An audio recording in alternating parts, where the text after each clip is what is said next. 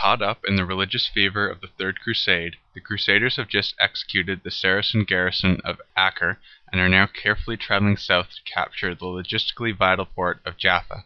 Another Saracen force, led by Saladin, has been shadowing the Crusader caravan for some time, harrying it with skirmishers and missiles.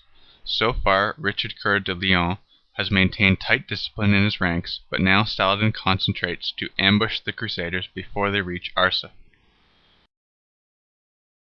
A Saracen victory would block the Crusaders from the port of Jaffa or scatter the caravan, either of which would deny them necessary supplies. A Crusader victory would allow them to reach the port of Jaffa, an intended launching pad for the capture of Jerusalem. Saladin deploys his light infantry in a crescent against Richard's left flank with his cavalry in reserves. He seeks to use his infantry in skirmishing order to lure the Crusaders out of their lines and then mow them down with cavalry. Richard deploys his baggage train in the rear, along with his elite cavalry, Knights Templar on his right, Hospitallers on his left. He deploys his infantry in a box formation to protect his left flank against Saladin's concentrated harassment.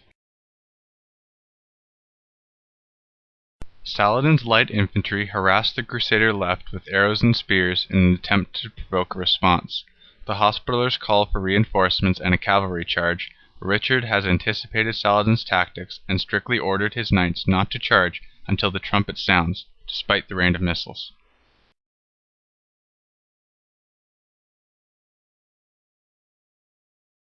Saladin notes the discipline of the Crusaders and doubles his efforts to lure them out into the open by doubling his infantry's harassment and ordering a cavalry charge on Richard's left wing. The Crusaders are losing many horses, and the left wing is in trouble. The Hospitallers again called for their own cavalry charge. However, the Saracens are exhausting themselves in close combat.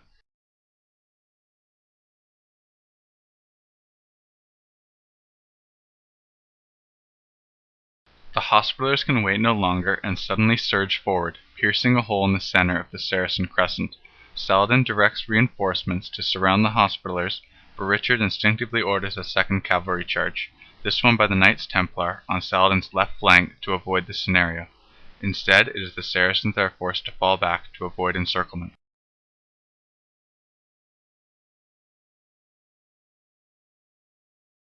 In a final attempt to restore the situation, Saladin sends his personal bodyguard in an attack on Richard's left flank, hoping the dispersed Crusaders can be routed. Richard regroups and orders a third cavalry charge. The Saracen attack is repulsed and its ranks disintegrate. The Crusader infantry join the cavalry in pursuit of the Saracens, skewering them in swaths.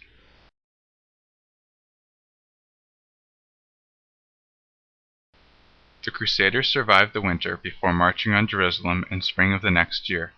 Although Saladin never again risked battle against Richard, Richard also never captured Jerusalem. Instead, Saladin utilized a scorched earth policy to deny Richard the supplies he needed to besiege Jerusalem.